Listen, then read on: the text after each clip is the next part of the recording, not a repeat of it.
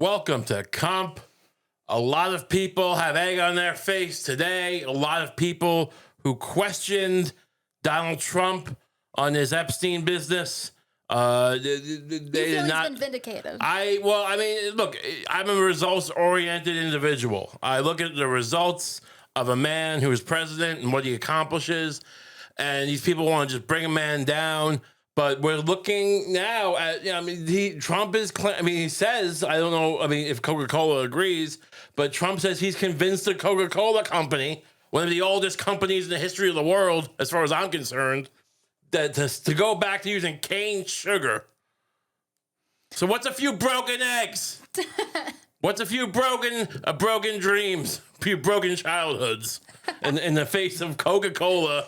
Tasty, bubbly. Do you realize that I grew the America of cane sugar soda? Yes. Is the America Trump promised to bring back? Look, the cane sugar is like, you know the story of Cain and Abel? Yeah. And the sons of Adam and Eve, and Abel slew Cain. And that's what got this whole ball rolling, I think. The whole ball of sin, yeah. I didn't quite read every book of the Bible. Every word, I didn't pour over every word, but I'm pretty sure there would be no famine, there would be no pestilence, there would be no murder if it wasn't for the slaying of Cain. Abel. No, well, the slaying of Cain. Oh. Who you working for, Abel? But now Donald Trump has brought the House of Cain back, and that's all is well, and this is real garbage. This is real trash. This is on the day. It's a funny thing. I wonder if we coordinated this because this came out today. It's nice. Have you had Mexican cola? I have. They are delicious. They're nice. I don't know if they're as much better as people claim. They're better. They're definitely better. You feel like you're having a real Coke, like a Coke that grew in the wild.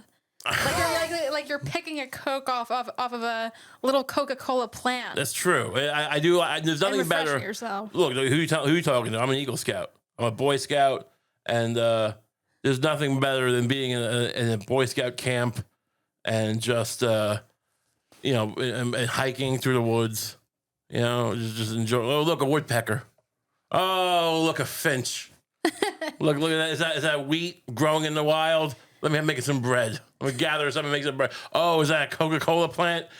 Let's tap into the Coca-Cola tree and get some of that bubbling sassafras root or whatever. I'm more of a Dr. Pepper fan myself. I never like full sugar Coke anyway. As much. I always like the Diet Coke. People go, oh, you're fat, you like Diet Coke.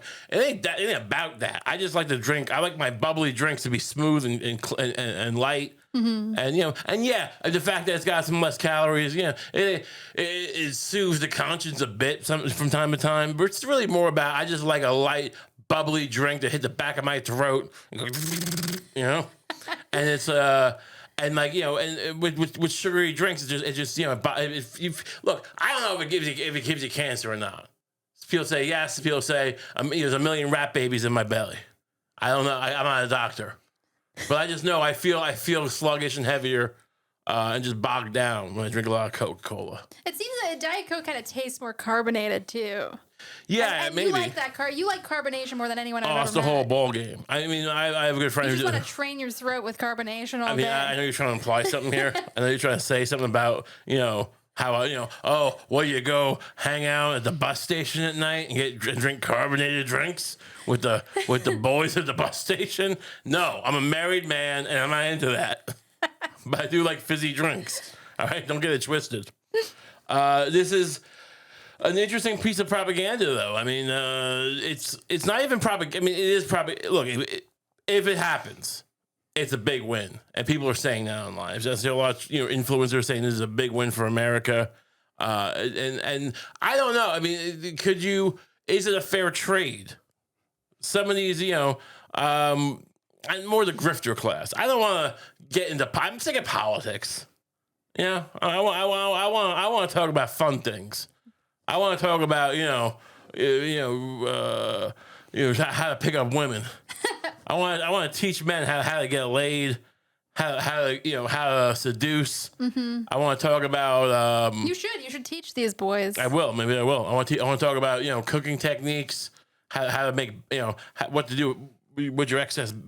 I want to do content where it's like, here's a battery. We're gonna cut into a battery with a Sawzall. Just cut a big car battery in half and see what's inside.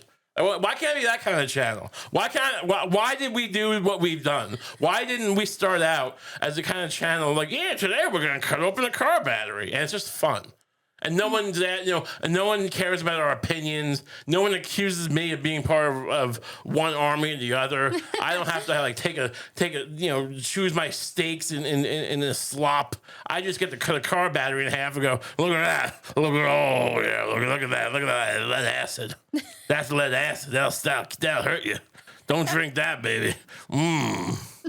Why couldn't I? I mean, why we went down the wrong path, perhaps. I mean, I'm not. Somehow this damn air conditioning got turned. I need that air. It's too. I need the airflow in here. You need it. You need it to think. Now, why would this be propaganda? I feel like we did. Here's what we need to get tighter at the 1-2. Because here's the thing, we pivot too much. People go, I saw some comment, you're smart on the other podcast, you sound dumb on this one. It's because first of all, you just don't get it. We're doing stuff here that no one gets. We're avant-garde. We're the vanguard. All right, and also we're very erratic and we're not professional and we don't know what we're doing. But no, but the connecting tissue of this, because we go on these tangents. It was supposed to be a quick thing about Coke, and then to Epstein. Right, and the Trump, which I forget which. It was supposed to be a juxtaposition.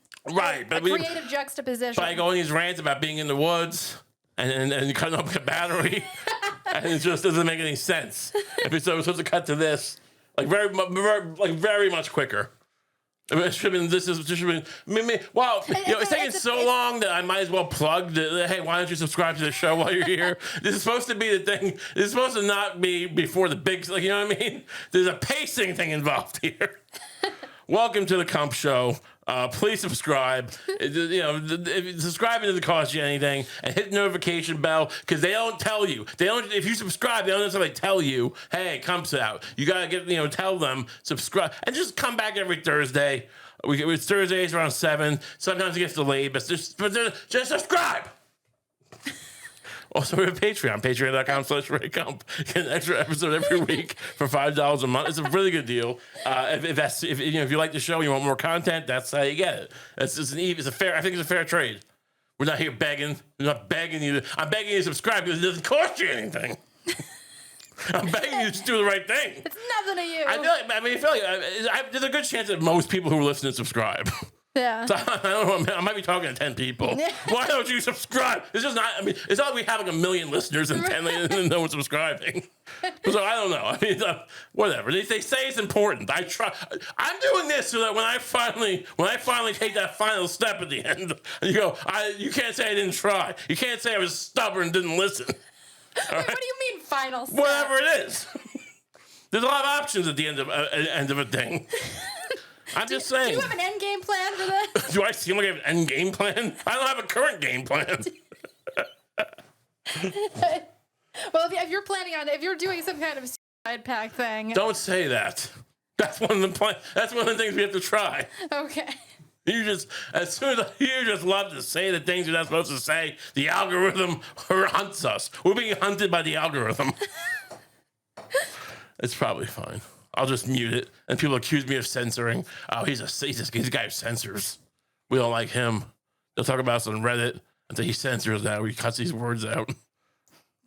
He's a cuck. He's a cuck to the system. Well, anyway, so this is Patreon. Trump slams his own. So today it's been getting worse and worse. Trump is slamming his own supporters. As the Epstein row grows, he made a tweet on, I guess you can't call it a tweet, but on Truth Social. Is it on this link? Do you see it? Is this the link that has the tweet? He quotes it. Okay, can you just read? I don't know where. It's all a big hoax. It's I'll read it. It's all been a big hoax. It's perpetrated by the Democrats and some stupid Republicans and foolish Republicans fall into the net, and so they try and do the Democrats' work, Trump told reporters in the Oval Office. I think this is a tweet, though. All right, whatever. He also did a Truth Social thing. This might have more of the tweet. Yeah. Their new scam is what we will forever call the Jeffrey Epstein hoax. Trump said if Democrats doubling down on the baseless conspiracy that the so-called files were created by Democrats to go after him. He called it bull expletive that his past supporters had bought into. Hook, line, and sinker. Let these weaklings continue forward and do the Democrats' work. Don't even think about talking of any of our incredible and unprecedented success because I don't want their support anymore, Trump said. Trump said, well, you call him foolish. Here's the thing. People want to call me out on this. Like, someone made a point like a few weeks ago, and that well, I wish you would talk about, you research these topics more before you talk about. The point is not to relay information to you. Now, sometimes it might be tedious, right? Like, if I'm occasionally, we're trying to read an article, but we've gotten better about that. My point is, I'm not here to be the news. Yeah, we're not going to give you the background. We're not going to do some poetic profile of a cellmate at Alligator Alcatraz. Now, perhaps we should. Perhaps our emphasis on comedy, or what we call comedy, is a little too. Maybe people want a more. Hey, I don't know about this shit. I don't read it. Stop trying to be fun. It's not like we're doing jokes like Johnny Carson. Yeah. It's not like I'm going, hey, so Jeffrey Epstein, hey, Monica Lewinsky. That's not how Johnny Carson did jokes either. Yeah, but yeah, you get the idea. Johnny Carson. Hey, I'm Johnny Carson. It's like, but my point is. And I'm bringing this up not to read people's comments or whatever. Is to say I don't necessarily read every detail of every news story out there. I think I have a pretty good handle on the world. You can disagree with my worldview, but I have a pretty good handle on it. And I'm saying this I don't read every detail, so don't quote me. But a few months ago, if you had asked me, I'm a pretty cynical guy. Is there what's going on to Jeffrey Epstein? What do you mean what's going on with Jeffrey? It's over. They killed him. They killed him. The whole thing's over. People bring up a case, but nothing is something going to happen with the government. What are you talking about? They convicted Ghislaine. Yeah, that was their sacrificial lamb. Yeah, and no one's going. I mean, they'll tout it around in the election. I wasn't aware that these guys like Dan Bongino, whatever his name is, and Kash Patel were out there in the world really mucking it up. Really, which I'm not saying it shouldn't be. I'm just saying I didn't think there was much more that was going to be done. Not that it wasn't more defined. Don't get it twisted. But just that nothing's going to happen. Yeah. These guys, so Trump gets in. He brings these guys in. He didn't have to. He didn't have to hire Dan Bongino, or whatever his name is, and Kash Patel. All he had to do was never mention it again. Never mention it. I mean, he also brought it before. He's like, if he did mention it, go, yeah, we're looking into it. No one asked you to make a big announcement. There was a thing with binders a few months ago. And people were like, there's nothing in the binder. You noticed. I mean, no, it's not like, I mean, the Democrats now are harping on it probably because they'd be stupid not to from a cynical point, you know what I mean? Mm-hmm. And I don't think the Democrats particularly were clamming about Epstein before. No, they don't want their people getting touched. No, I mean, there's plenty of Democrats implicated in the Epstein situation. And I think plenty of Republicans, including most of the major presidents of both parties in the past, few go-arounds, are somewhat implicated, if not heavily. So I don't know why this idea that it's a whole. No one asked about this. We were like, this is like going bringing up 9/11 again. No one even when they tell you about Kennedy stuff, right? It's always like we're not releasing, we can't release. We don't want to compromise sources. We don't want to compromise what we know, what we don't know. It's never. No one ever goes. This is what happened with Kennedy. I mean, they kind of did it originally, right, with the Warren Commission. But in the modern age, no one really makes a big. They'll have their official thing, but then when they investigate it later, no one's ever. It's always just like, well, we're looking. We can't release we can't release the information. Right. It's definitive. Yeah. It's suspicious. It's very suspicious, is my point. You know what? You know what? This would have been a great moment for is one of those classic Donald Trump prop moments. You know, Right. like he during his first term, he was big on props. Like he would have, he had that giant stack of papers or something that was supposed That to was be me. That was me with the papers. that was supposed to be like his tax returns or something. Like Okay. Okay. like it was, or maybe it wasn't that. I forget exactly what it was, but like it was probably like heavily padded. But like he Right. just wanted to show this giant stack of papers, Right. And it's like it would have been a good moment for that. Like, I don't just know put if he a, ever- put a pile of blank papers on the Oval Office Yeah. desk and say this is all the Jeffrey Epstein information. We need to go through it. It's going to take Right. 5 years. You don't hand like there was no reason to hand randos like random quote unquote influencers binders Right. and go, here's your binder. There's nothing in there. And go, well, I don't know what was in the binders. I don't think they were lit. Like, did they have a bunch of stickers? Did they have coupons at Pizza Hut? What was it? Was it like a Burger King Kids Club workshop book? Those workbooks you get, like coloring book.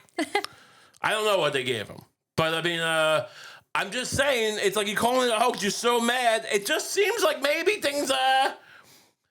It doesn't. It definitely seems he's acting like if you didn't know any better, he's acting like a guy who might be implicated. Yeah. But then why would you have these people? I mean, the level of incompetence. But also, like, here's the thing. When you're into, like, conspiracy type stuff, whatever you want to call it, like deep, some people call it the deep state, some people call it conspiracy, some people just call it investigative journalism, whatever, right? There's this kind of tension between generally, but generally speaking, it's two things where it's like there's this, like, actually nefarious forces at work that are manipulating the government in various ways and the military, or just incompetence. But to explain what seems odd in the fact table. There's facts that like it just doesn't like so much stuff that like we're like what's the motivate like why do we always just keep having wars? Why do these wars always go bad? For instance, why can't we ever seem to figure out the debt, the budget, why does every social program seem to always go wrong? Right. We have I get it, we have unintended consequences, sure, but I mean, come on. And it's like, and you can explain it by nefarious actions, or you can explain it by incompetence.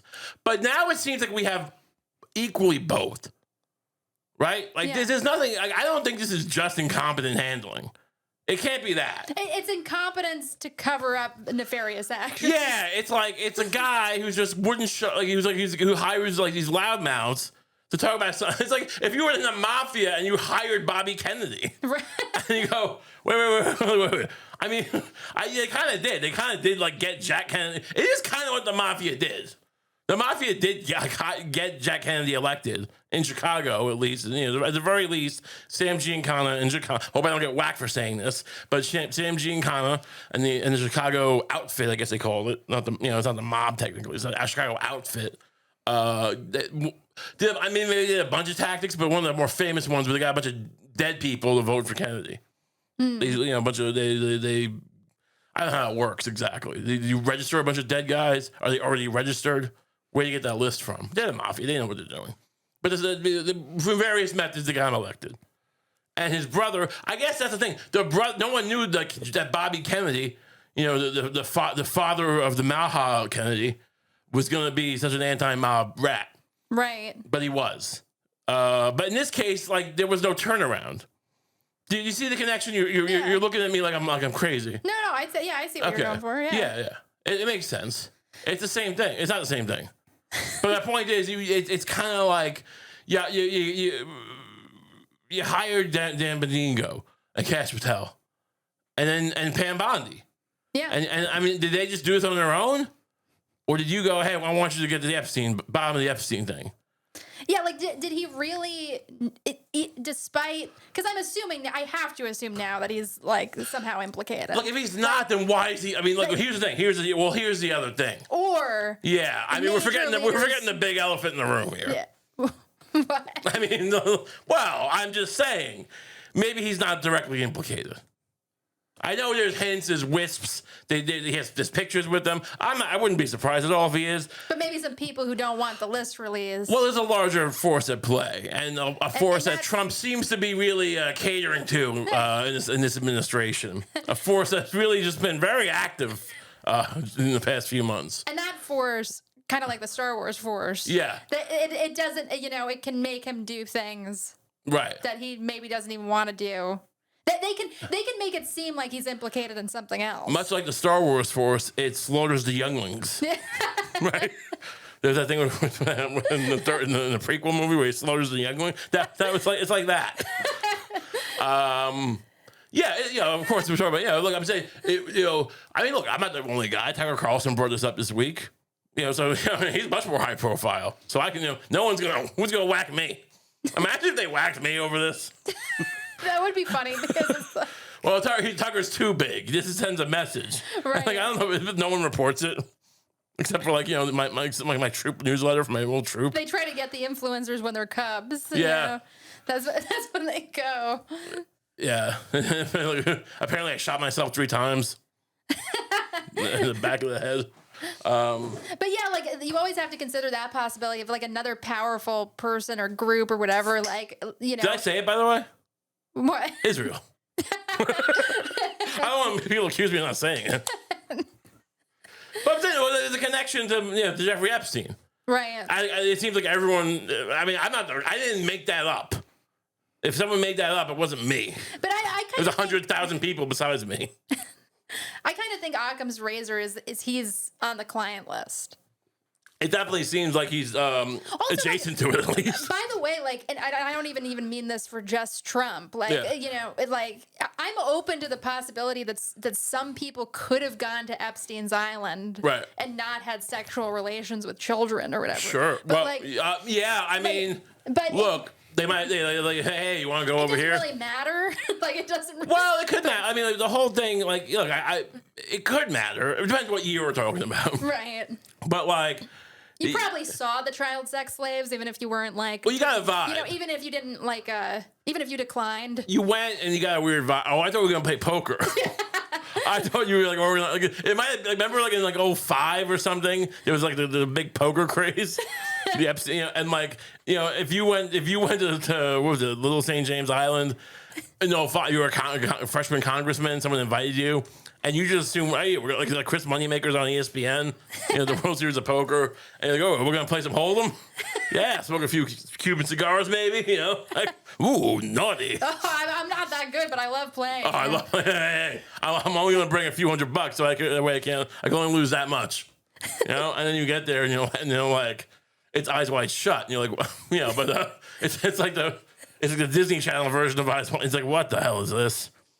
And you're like, oh, but then you're there, and like there's footage of. So like there's definitely possibly people like that, where like they didn't go for it, but you still like imagine trying to like use that. Right. It's not gonna work. That explanation. I guess no one. It kind of reminds me of that Malcolm Gladwell quote that I love to say all the time, where like he was on the Lolita Express, right? And like at one point he told like New York Magazine. I actually have the quote right here. Yeah. I don't remember much except being baffled as to who this Epstein guy was and why we were all on his plane. Yeah, I mean... I don't believe that at all, but just no. It's funny imagining if it was true. Because what is the point of like getting Malcolm Gladwell blackmailed? Right. So you can like convince people to practice the guitar for 10,000 hours? Shut up and practice the guitar more. Go practice your crochet. You only crocheted for 5,000 hours. Stop asking questions and go crochet for 5,000 more hours. You piece of garbage. I mean, I guess there's a benefit to that. It just doesn't seem like he writes books every few years. You better keep producing those self-help books. Right. Self-help boy. I really like the you went The Blind Side? No. That was Michael Lewis. It just seems odd. I mean, what else did he write? He wrote Blink. What was Blink about? Yeah, I'm not sure. We know. I'll tell you when he didn't blink. I don't want to keep talking about this. I mean, we talked about it a little bit last week. We talked about it the week before. If you just shut up, people would people will murmur. But if you just kept going, hey, we're talking about Coca-Cola now. There's only so much, what are we going to do? Keep harping? I guess. I mean, look, with Nixon and Watergate, I don't think Nixon was bringing up Watergate every 5 seconds, and he still got brought down with it. But it's a different time. We all basically know it has happened for years now. I mean, the footage, there was a thing, it came out that there's 3 minutes missing from that quote unquote raw footage they released in 2019. And it was, which realistically, especially going by Michael Clayton rules, plenty of time. Plenty of time to take a guy's life. So, I mean, sure. The funny thing is that they realized it was cut in Adobe Premiere, which I do video. I know a lot about video editing and all that stuff. I'm worked in the post field. I don't quite know about metadata and stripping it. If you're gonna do that, do they just do this ad hoc? I would think you couldn't just cut it out in Premiere and then re-release it. Yeah, there'd have to be some you have to really know what you were doing to strip the metadata, demux the file, perhaps. Yeah, it definitely looks like they did it in a way where it would be obvious it was edited, but also you talking about this before, that's in some ways part of the point. I think they want you to stop talking about it. They want you to know that they know that it's all bullshit, and it pretty much works. Except, but Trump just keeps going, and all you people support me. You support me. I don't want you to support me. If you're a rat who keeps talking about this, go to hell. I mean, you're doing the Democrat. He's not even getting elected again. What's he care? Right. Just shut up. Oh my God! He must. I don't know what these people have on them, but it's got to be a lot. Yeah. I mean, what can anyone have on you when you're 80? I mean, no one wants to get this stuff released, but I mean, at a certain point, why wouldn't you just go why don't you blackmail them back? Right. You own all the nukes.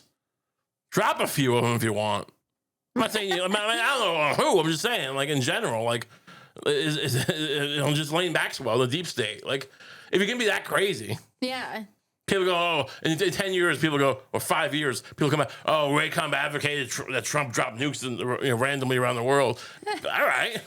At least I'm thinking outside the box. I don't want to. I mean, this is horrible. You just know that you're run by these people.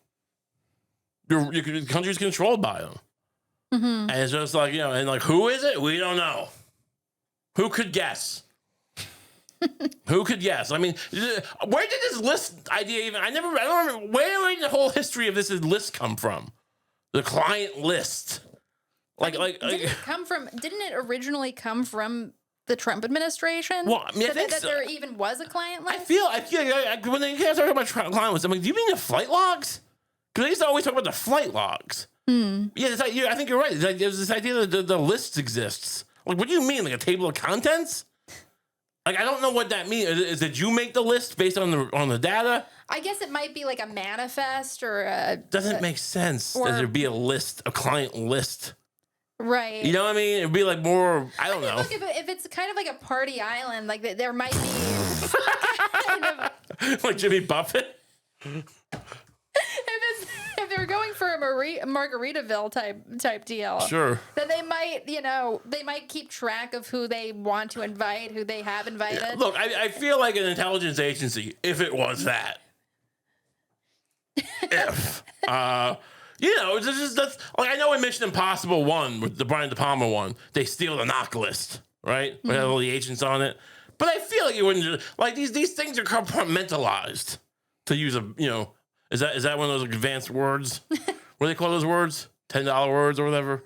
What am I thinking of? I'm not sure. There's an expression for big word. I don't think it's actually compartmentalized. It's actually one of them. But there are those words they call them $10 words or whatever, don't they? Am I having a stroke here? There's an expression for do you need to borrow $10? God. $10 would really make or break me. Whatever. The point is, it's just I don't think. But you're right. It's compartment. It probably is heavily compartmentalized. Probably a lot of people don't fully know what's going on. You Right. know, a lot. You know, yeah. I mean, that's the way it's supposed to work. One hand's not supposed to know what the other hand's doing, right? Now, I guess it can change and vary. I know, like, I was reading some I've read John le Carre stuff in the past and the whole Tinker Tailor thing. And when you read the book, it's a little more in depth. Like, you know, because like, you know, I don't want to get into it, but like in that, I don't know if this reflects reality. He was a spy at one point, but like he's like trying to find the mole. And like, wow, when they fired you, the new regime took over, and like they consolidated everything, so it all went through like this one guy. And like it tightened ship. So like, and then that's part of it. No, well, you're smiling, you're laughing as I'm going crazy. No, my point is like I'm smiling watching you weave a good point. Okay, I never know. I'm very defensive. I'm sorry. So you know, my point is like, you know, I don't know if that reflects reality. I don't know if there's, you know, times in American history, for instance, or whatever, where we like. I think there were. I think the Iraq war time was probably one of those times where like, you know, the NSC. National Security Council probably like it all went through a few guys there. Mm-hmm. They got more involved. Cheney's telling them just do what I tell you. Find draw the yellow cake and like just photo. He's like got the guy with Photoshop and the mouse. He's got a Wacom tablet. And he's drawing it. There's like the evidence. Yeah. He's like, no, make it yellow. Well, yellow cake's actually not that yellow. Maybe it is. But he's like, well, I don't care. You know, I'm just saying, like, you know, but that is a thing that could happen, right? But in general, one hand is not supposed to know what the other hand's doing, so you can kind of mess around. Right. So I don't know where our list came from. No one needs this idea is crazy. I mean, if there is one, fine. But I mean, like, it's just the timing is so strange. The timing, by that. Also, like Ghislaine, do we have the article here? Did I put it on here? Oh, yeah. Ghislaine Maxwell's family insists she received unfair trial in Jeffrey Epstein case. I mean, is this a coincidence? Is this because of the stuff coming out now where, like, it's such a mess? They're like, well, we might as well try to get her off. It would make sense. Like, it's like, oh, well, if everybody's just going to deny this. Right. Then maybe we can get that would make overturn sense. her conviction. That would make sense. Is that, you know, hopefully that's the case, because otherwise it implies that there's like a weird timing thing involved. Yeah, you know what I mean? Like, or is this just like no? This is like it's all kind of coordinated. Like it's kind of like what's that? What's one of those movies where like you plan a heist, like an Ocean's Crime Caper? Yeah, but it's like an Ocean's 11, but then like you know, but then they reveal that like you know, oh, I knew the whole time, and like this happened. You know, I got Casey Affleck, you know, by the balls. Yeah. He's done.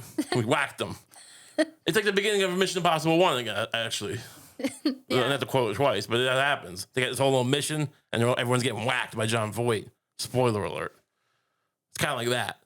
Where we all thought, this might be like the wrap-up phase. Right, yeah. You know, where where they show the vault. Right. You know, actually, well, at least we got Ghislaine. Well. and Ghislaine's sleeping in there upside down. Like a bat. Yeah, it's very. I mean, I've heard. I mean, who knows what you can believe? I mean, the stories were coming out in the past few days about how Ghislaine was actually willing to make a deal and no one would deal with her. Who can you trust, right? Like you know, but you know, if that's the case, that's crazy. It's all very. You know, look. I mean, at the end of the day, you just gotta farm. All right. Yeah. You have to go, because you can't fix this. It works. I mean, look, if you want to go, there's nothing you can do. I know you're thinking, I'm going to do something wild. Well, that's not going to, I mean, it never does anything. You know what I mean? And it's probably never, I don't believe, I mean, a lot of these things end up being the FBI anyway. These weird things, you know, whatever. You know what I'm saying, though? Mm-hmm. I don't want to put ideas. I'm just saying, like, there's really nothing. You could protest. You can do what we're doing. We're talking about it. But I mean, at the end of the day, that would be a crazy. Honestly, I would actually love to see a clientless protest, because that would be wacky. Like the cross section of people who would come out to something like that. Just specifically love to see that. Just call it a clientless protest. Clientless protest. Where would you do it? Washington D.C. Is it also a George Floyd protest? Like, I'm okay with everybody having their little tables for their little pet causes around the periphery of the protest. Right. Inside, it's all clientless business. Right. But outside, this is how liberals do it. You have your little pet causes. So if you're vegan, or you don't like what happened to George Floyd, or you want to keep your guns, you go there. Now, what if a guy comes out and goes, look, George Floyd was a drug addict, but I also want to see the client list? Is that like are people able to agree to disagree? Yeah, you put your opinion on that on one side. Yeah, and you're which I don't think that's like an incorrect statement, by the way. You know, it's just a little. It's factually correct. It's factually correct. It's depending on how you say it, it can be a little tasteless. Right. We've discussed this before, but it's like whatever. Almost like the death of a drug addict doesn't matter. Right. I mean, like you argue that well, no, that's what he died from. And like that's fair. That could be a fair point. But you can just say it with a little less meanness. Just be less mean about it. Yeah, when you seem to be celebrating the idea of his heart stopping because of fentanyl. I mean, he was acting wild, probably. That's the thing. No one, like, people also gotta, like, you know, start, like, just acting better, too. Like, the cops gotta stop doing the worst stuff, but also people gotta start getting, we all gotta just start being a little more, I get into fights all the time on the train. Not physical fights, but we're yelling at people yell back, because people just have no manners anymore. I'm just saying. What? Yeah, it's true. I'm just saying, so, like, in general. Where's like, the love? Well, we just got. What happened? We got to start wearing those like suits again. You know, when they show a video of like, you know, look up like people walking in 1940 in New York City or something. One of those videos. See if we can find one. Oh yeah, I've been seeing a lot of these videos, like nostalgia. Some nostalgia bait. See if we can find this. I want to see, you know, what people acted like, and we're gonna get back to the. But just like the third one, that looks good. Yeah. But you don't need the volume so much, yeah. But look, it's like people are in hats. Yeah. They're in wool coats, dignified. You know, you don't know if this guy's a hobo or not. Yeah. And people just, you know, it's a little more. Like, you know, act like you're going to business, even if you're just going to the sewer. Remember the honeymooners? Ed Norton he didn't quite wear a suit, but he had like a suit vest. Yeah. And he was going to go like, you know, unclog a toilet or a sewer pipe. Right. You know, people used to just, you know, I'm just saying. And this is the, I mean. Look, some of it is probably like lower quality clothing and goods kind of getting pumped into the country through the economy. I agree. But I do think part of it is I think you're right. I think part of it is like a spiritual. There's a lack of self-love. When you make a good point. When what you shove down people's throat that you can afford is a Looney Tunes shirt or like a Deadpool shirt at Walmart. Mm-hmm. You know, it just you used to be able to hobos used to have nice clothes. Right. I mean, they were ratty. They weren't, you know, it wasn't Savile Row in London. It wasn't Brooks Brothers. But yeah, they had a gig. Or not a gig per se, but like a what do you call that? Like they had like a modus operandi. Right. They had a hobo code. You know? Like homeless people now are just crazy. And they're drug. I mean, look, if you want to be an advocate for the homeless, give the homeless a suit. You can't, like, society is, I don't know what people think society is, but it's not this thing that can just handle a massive amount of people who are just drug addicts and wanderers. Right. Who just want to live on the street and defecate all over themselves. We're not talking, like, these aren't people, there are people who hide the fact that they're homeless. Those are the ones who are probably working. The people who are I don't think the people on Skid Row, most of them are showing up to work and then going back to, you know, those people live in their car and or whatever. It's also sad. I'm just saying, like, you have to meet society halfway. Right. So I'm just saying, give people, and they can be cheap. Why can't we make cheap suits? We can. Well, I mean, I think that like some of the stuff you saw some of the clothing you saw back then, like so, some of it was maybe people having more disposable income or just the unavailability of cheaper clothing, but some of it was also just that like somebody was like making that stuff at home. Yeah, right. Like, well, they weren't making their own, like, especially with women's clothes. It's like people would make a dress. I don't think most hobos knew how to make suits. I tried to. You understand? I like when I was like 26 or whatever, or around there. When I was doing photography, and I would go to the Salvation Army and buy like really cheap, awful blazers or sports coats. Because I got into haberdashery. I got a book from the library about men's haberdashery.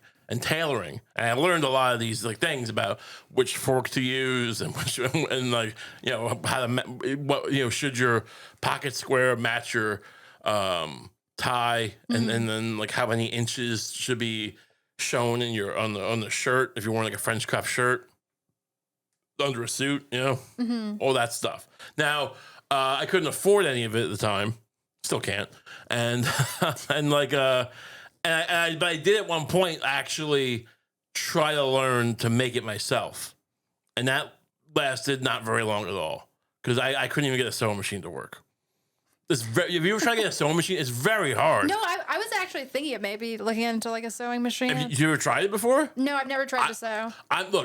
People who I respect people who can sew. Don't get me wrong, but it's not me too. it's not like you have to go to MIT to learn how to sew. So I think it's I think I'm capable of learning, but it's a lot less intuitive than you think. It's also easier. You got those big meat paws, Sure. And it's easier when you have little hands. Yeah.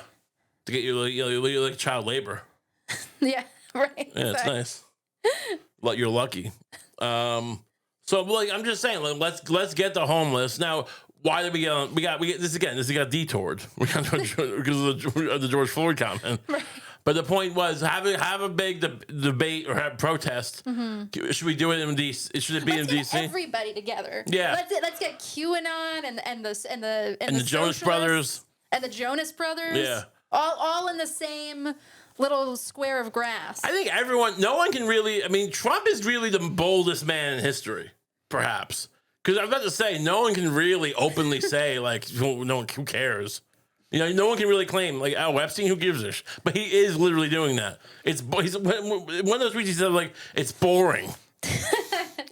It's like, I mean, it's hilarious. I mean, it would be hilarious. It's tragic. I don't know.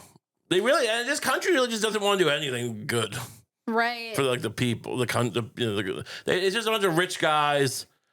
They're just trying to go transhumanist. They think it's like Ray Kurzweil and is Kurzweil even Ray Kurzweil, is he still alive? I guess he is. That's the funny thing. How rich is Ray Kurzweil even? Because I know of Ray Kurzweil from like synthesizers. He was a guy who made the Kurzweil synth. Is he still alive? But he was kind of the pioneer, at least intellectually, of transhumanism. Did they mention that in his Wikipedia? Yeah, he's 77. Okay, this is Ray Kurzweil. What? Bring up his Wikipedia. What is it? He's involved in fields as optical character. Oh, he invented OCR, text-to-speech synthesis, speech recognition. So he probably got involved in more than just making a keyboard. Because my point is, I don't even know if he's a billionaire. Is he a billionaire? He went to MIT. He wants to be. I mean, at least this guy's like involved in the tech, like heavily. But a lot of these tech guys are like, as far as I know, these like transhumanist types. You know what transhumanism means, right? Yeah, it's like people who want to transcend like the physical form. Yeah, they want to have their mind scanned into a computer, and then when they die, they could be, I guess they'll just have cyborg enhancements to their body. You gotta be very careful because like if you're just trying to back up your brain, well, you might as well be dead. Right. Because that's like there was a thing on Star Trek. That sounds like hell, honestly. That sounds like. Oh well, sure, okay, yeah. There's a different argument, but that's just fair. But we'll get to that in a second. But I mean by dead is like you literally are dying. Mm-hmm. Like there was a thing on Star Trek Next Generation with the transporter where like Barclay was but like they kind of established that like every time that you transport, it like. It deconstructs your molecules and reconstructs them somewhere else. But like you're dead. Right. Like the version of you that lands with the transporter or gets beamed over, like he thinks he's been, but your consciousness doesn't. I mean, people argue, well, it's like going to sleep and then you wake up and like there's no continuous consciousness. But that's kind of a stretch. It's really it'll be as if you died and someone else went on living with your mind. Right. Which is like, if you feel like, hey, I'm actually capable of a lot of stuff. I'm like, if I'm an inventor, like, I mean, you have to be kind of smug about it and whatever. But the thing, and like Steve Jobs type guy, I go, well, like, I mean, I'm important enough that I want to keep my skills going. I guess that's all right. But the idea of like, I just don't want to die. I don't think it cuts it. Yeah. You make a good point. It's also like, who'd want to be in a computer? Right. Like it actually sounds like what I used to be really afraid of as a kid. Right. Which is basically like Being stored in the computer.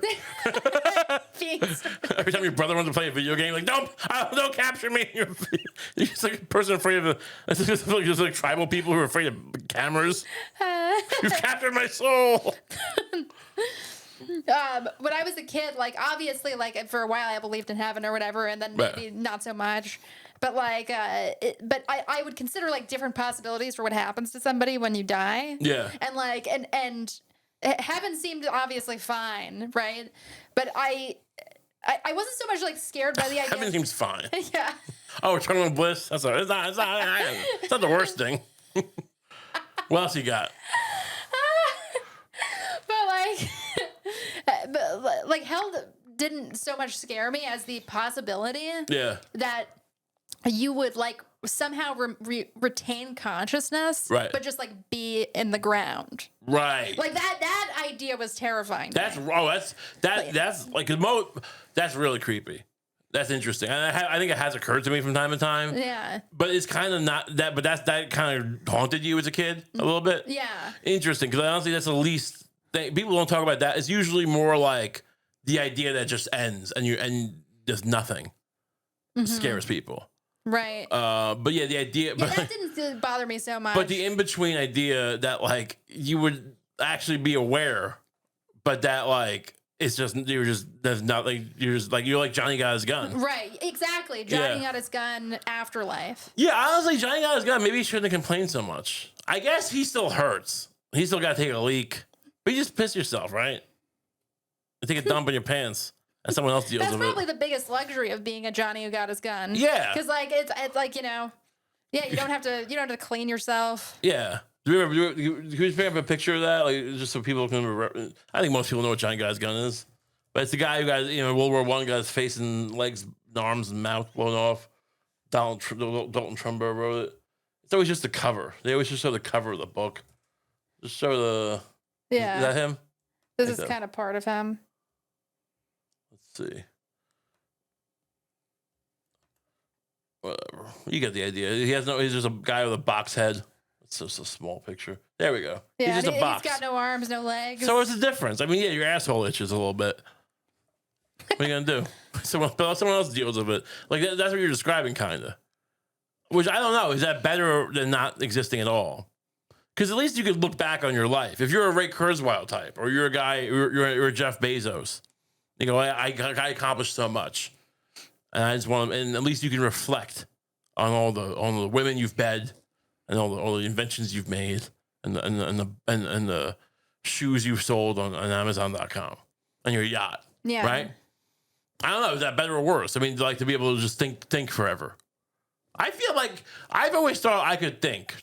Like if you put me in prison, people go, oh, like I don't know. I'm not trying to talk a lot of smack here about going to prison and what do they call that? Not, we were alone. Oh, solitary confinement. Yeah, solitary confinement. Like the idea that, it's the worst thing. But I feel like I would just come up with stories in my head. I feel like the key is probably, and obviously, look, so many different kinds of people have got insane and solitary confinement. Sure, no, it seems objectively like you would. I'm probably overestimating how easy it is to do this, but I feel like the key must be to just like hyper regiment your existence. What do you mean? It's like your existence is like a bed.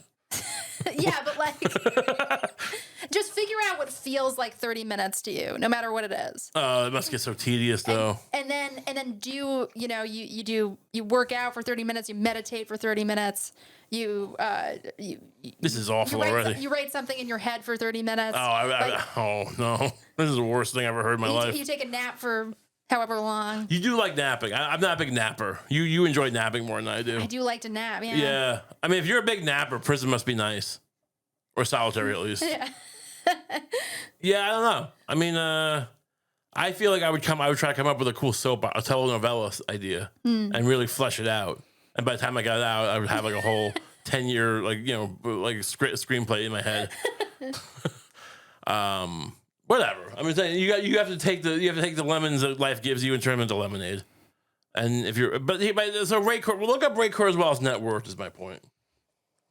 Let's see what this guy is, because the idea that these guys want to just be living like robots drives so much of the misery that the world is kind of moving into, and it's just kind of crazy. This says that his net worth is $30 million. It's not much. Not the guys who are really doing this are like billionaires. Right. I feel like. I mean, he's at the forefront. I mean, he might not be at the forefront of the actual technology, but he's kind of one of the. I feel like he's one of those scientists who's like just smart enough to like he's like a Neil deGrasse Tyson type, maybe, but for this, right? And maybe a little bit more practical. Like he invented the keyboard. Maybe he worked on OCR, and that's not nothing.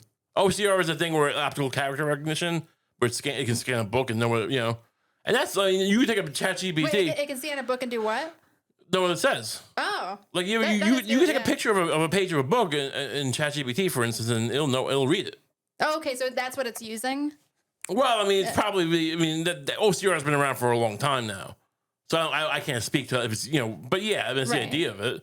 I'm just saying, like some of the stuff he worked on might have led to this. Right. I don't know. Point is, he seems like a sucker. You don't want to be like what you want to be the janitor in the digital billionaire world. You want to be the fucking cuck. You want to be the $30 million boy. They're gonna make you like they're gonna knock your front teeth out. You know what I'm saying? It just seems stupid. I don't think they know what to do. There's too much money. It got spread around too far. There's no longer capitalism. I don't know. I don't know what this is. Sure isn't a free market. But we got Mexican Coke again. Are you gonna call it Mexican Coke? It'd be funny if it's just like it literally is just Mexican Coke, but we just like the same way with the Gulf of Mexico, we just call it Coke now. It's the American Coke. Like the Coke doesn't change anything. We just import a bunch of Mexican Coke and call it American Coke. I don't know. Anyway, good luck to everyone with that. I found it interesting, this story. So Japan calls axis of China, Russia, North Korea the gravest threat to global order since World War II. So you mean you? Or weren't you the threat in World War II? Japan, what is Japan? Japan calls axis of China, Russia, North Korea the gravest threat to global order since us. Right. Since of Japan. It just seems to be fair, they have that peace treaty. They've been good allies to us since. It's just like it's like no one knows like how no one knows optics anymore. No one knows. I mean, why they did World War II. They bombed Pearl Harbor. Maybe they feel like that's maybe. I mean, if everything's got to be taken at face value. I get that, like, FDR allowed to happen. He engineered it. Okay, but I mean, they're not admitting that, right? No one's like, you got to take things as they are on the surface for these discussions. Maybe they feel that they're the best people to talk about it because they're the OGs. Look, hey, I know we were a problem. We tried we did that thing in Nanking, What was it called again? Don't say it. Don't say it. It hurts the algorithm. the algorithm killer in Nanking. They're trying to do like a Hannibal Lecter thing. But he got out and did it again. I know what you should do because I have the mind of a killer. Right, but he ended up becoming a problem again. That's true. Why is Hex said in this? Hex said China wants to alter region status quo. These people are all just yahoos. Look, I'm not saying China and North Korea aren't a problem. I mean, I don't know what North Korea is doing. I mean, it just seems funny to me. It's like, how about we have Sweden make that announcement? How about you have Australia say this? Not the people who bombed us in World War II. Whatever. Oh, man. Why do they think they're a threat? I don't care. Whatever. I mean, it's up. Isn't it obvious? It's because they make their look. China makes people have social credit scores, which is totally different than whatever Palantir is going to set up in America. And and China, you know, is look. It ain't good. I'm not here to hold war for the Chinese, you know, government. But I also don't judge. I didn't grow up in America where you judge America on being slightly better than China, or you know, or declared fascist state or whatever you want to call it, right? Wow. Oh, it's actually, well, China's worse. Like, all right. Yeah, the China. I mean, I don't know what to tell you. I mean, like, I'm not trying to be racist here. I don't care if you think it's racist, but like, I didn't grow up like using China as a benchmark of country quality. Now they've accomplished great economic strides, I guess. I don't care. I'm not going to judge myself on being slightly more humanitarian than China. I'm having slightly more rights than the Chinese. It sounds like you need to see Shen Yun. I would love to see Shen Yun. Yes, Shen Yun. The beautiful Chinese ballet. You know, Shen Yun is like a ballet that's done. We always see the ads on Jeopardy. Can you bring up just Google Shen Yun? A picture will come up probably. The thing is, it does look It looks cool. Very beautiful. It's some kind of propaganda ballet, which might be. Look, it's propaganda. It could be true. Propaganda can be mostly true sometimes or whatever, but it's definitely being spun for a reason. This is don't just mute it. Who knows how litigious these people can be? You never know what gets the copyright struck. So this is some kind of ballet about pre-communist China, and I'm sure it wasn't quite this nice. But maybe. I mean, there's a lot of stuff going on in China. They had a lot of, you watch the Olympics in 08, right? In Beijing. They know how to coordinate people. They're really good at that. So, I mean, yeah, but it doesn't mean that the average person was doing fine. Usually, communist revolution, look, I'm not a fan of communism, but communist revolutions don't tend to take hold in countries where, like, things were great before. Yeah. Like Russia, like, I mean, you can argue there was a famine, I think, in Russia. There's a lot of famines going on around the time communism took over, right? Landlords were kind of acting. It was World War I was a big thing. The whole World War I strife for the people having to go and like, why was the Russian people like, why were we even involved? Right. We're so far away. What the hell are we doing here? And they were like, well, this is crazy. And then that was a big instigator of the road, you know. But I think also like there was like the potato famine and like there was a bunch of famines around that time, wasn't there? Like late 1800s in Europe or something. Yeah. I don't know. It just seems like for various reasons, you know, but it's not, but people weren't like all getting iPads. You know, that's all I'm getting at. we weren't, you know, Friends wasn't on every week. Right. With Seinfeld. Like we wouldn't, like, you notice, I mean, like I'm not a big fan of, you know, I'm not saying Jerry hasn't made some mistakes recently, but you know, but that show, we were watching, Seinfeld's a fun show. Yeah. You can't take it away from him. Oh, that curb better. Whatever. All right, you can have both. I'm just saying, I would have been very surprised if a revolution happened in this country, America, while Seinfeld was on the air. That would have been shocking. I mean, that's the problem. We don't have good shows. That's their opiate for us. We have very few good shows now. I mean, it comes up a lot. I mean, honestly, like you're hard pressed to name a show that stays good. Mm-hmm. I love Severance, or I liked it a lot. The first season, second season, it's like, it's fine. It's fine. I'm not saying it's bad, but it's just like, maybe I'm just getting cynical. Maybe I appreciated the great shows I saw too much, and now I can't. Everything can't be The Shield and The Americans and The Wire, and you know, I'm just jaded. I need my fix. Maybe I need to go start doing more drugs. You need to accustom yourself to slop. I really, you know, speaking of that, Sydney Sweeney's got a new, what's she making, underwear now? And then we'll end on this. So, Jeff Bezos backs Sydney Sweeney's lingerie project with major investment. How much did he invest in her? Let's see. Let's read some of his article. Business magnate Jeff Bezos' latest investment in a new lingerie line designed by Sydney Sweeney. Blah, blah, blah, blah. Was it like $100 million? The private equity. Oh, yeah, it's $1 billion. $1 billion?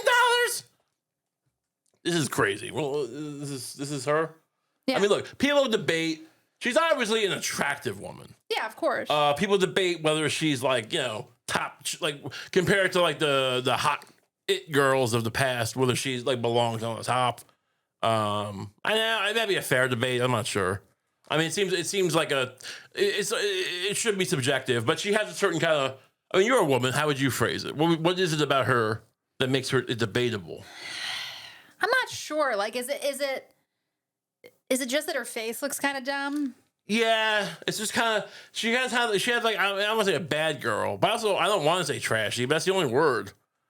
She has the kind of girl, like the idea of like a trashy, like not trash, but like she's kind of like like she'll chug a few beers with a few tall boys, right, down by the river, with you, but there's nothing wrong with that. It just she doesn't have the grace of a Marilyn Monroe. She also doesn't have, she also didn't have hasn't had the poor ending that Marilyn Monroe had. I'm just saying she's not Grace Kelly. She's not right, like Grace Kelly, like a beauty like Grace Kelly. Yeah. It's kind of defined by like it's just firing on all cylinders. She's beautiful, right? Like a doll, but she also like has this kind of but she also has this great classy voice. Sure, Audrey Hepburn, whatever. It's almost like old Hollywood actresses were trained in like ballet or something. It's like right. there's a weird way of like how they move, even when they're not like dancers. I mean, they probably were. I mean, look, the prevalence. I know very little about this because I just don't care, and like I've never cared about kids like in that way. I don't have them. If I did, then I would get involved in kids' dance studios in the sense that like I'd take my kids there if they were girls, I guess. If they were boys, probably wouldn't. Sorry, I'm just like, I mean, like, yeah, the odds of like my son's gonna be, no, Daddy, take me dancing. Like, dance for me. Let me see you dance a little bit. What do you know what dancing is? It's like it's do you even know what dance? I mean, I'm like, do you want to flail around to music that you like, or do you want to like precisely learn these moves and like work your core out? I don't know. It's like it's just weird. It's like, I don't even know why girls do it, but like there's a certain whatever. It just seems like I'm so, gender normative. Yeah, you call me gender norm from I meant to say gender norm from Cheers, but I was about to say gender norm from Queers. Norm from Cheers. Man, you're like all those villagers in Billy Elliot. I didn't see that. Was Billy Elliot like a really good dancer, or is he just like, I don't know. Billy Elliot he's a boy who wants to dance. That's good for him. I mean, look, it's fine. I would judge it on a case by case basis. Yeah. I'm not trying to like squash my kids' creativity, but it's like, do you really know what this is? Right. Or do you just got you see Shen Yun a bunch of times, and you're like, I want to do Shen Yun. Like, yeah, but you don't see like the workout, the years of 2 days. Like a football player has to do. My point is. But I mean, look, again, detours, but there's too many of these kids' dance studios for me not to think there was a tradition of like most girls doing this, right? For a long time, probably. I'm saying back in the era, they probably did know ballet. Right. You're leaving me at the dry here. What are you talking about? There's dance studios all over the place in the suburbs. Yeah. Am I wrong here? No, you're right. Yeah. Okay. Don't undersell me on this.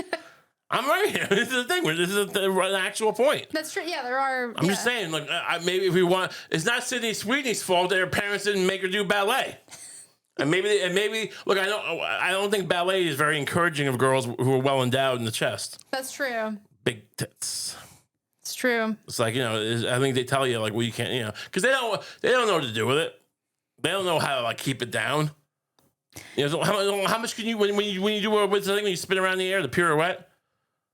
Yeah. They don't know, like, and especially if you're a younger girl and like you're like, it's just starting to happen. I don't want to get involved in this. And it's like, and like you haven't had this discussion. I mean, I don't know how you fire. You probably just discourage them in general, like because like you don't want to have the discussion of like, we have to tape her breasts down. Like, who wants to talk about that in this day and age, especially?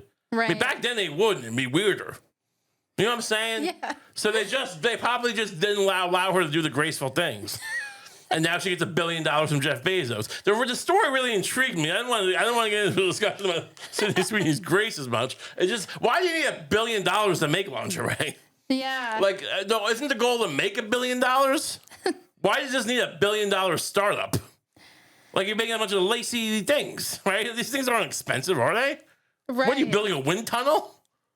What is this? This is just a rich guy's version of like an OnlyFans. Is he just trying to bang her? Yeah. I feel like he's just trying to bang Sydney Sweeney. And like, I'll just give you $1 billion. He's really got a heart. That's the thing. I don't even think she's that dirty. You know what I mean? If that's her thing. No, she's got that dirty vibe. She's got that she's a little like kind of dirty girl vibe. But she's not doing porn, right? But she's got that kind of like, oh, I'm the bad girl. But she, even on that, I'm just saying to throw $1 billion at her. I mean, Jeff Bezos is a nerd. I mean, look, his wife is fine, but also weird. I mean, I see a pattern here, I guess. You gonna buy some of the Sydney? Well, we shouldn't. I'm not gonna do that. Stay tuned. Hopefully, it's out by Christmas. Sweeney. I mean, is it gonna be called Sweeney's? Sweeney Bikini? Could be worse. Yeah, Sweeney's Bikini. This is you should pitch that to her. Yeah, I should pitch a counter offer. Look, I don't got the money. It's like Silicon Valley where it's like he offers one guy's from 20 million, the other one's like, I'll give you 200K, but you get to own the company. I'm like, I'll pitch you this. I have the perfect name, but I got no money. You know, Sweeney's Bikinis. Look. I mean, no one will appreciate me until I'm gone, and that's not a threat. Don't take it the wrong way. Thanks so much for tuning in. Thank you. And then if you subscribe if you want. Patreon.com/RayComp if you want. Whatever. Make sure you, we have to mention, streaming is coming. Go on, subscribe on Kick. I haven't done it yet, but that seems to be in the works. It's coming soon, and so that could be exciting for everyone. Are you excited for that? Super excited. Wow. Okay. Have a great week.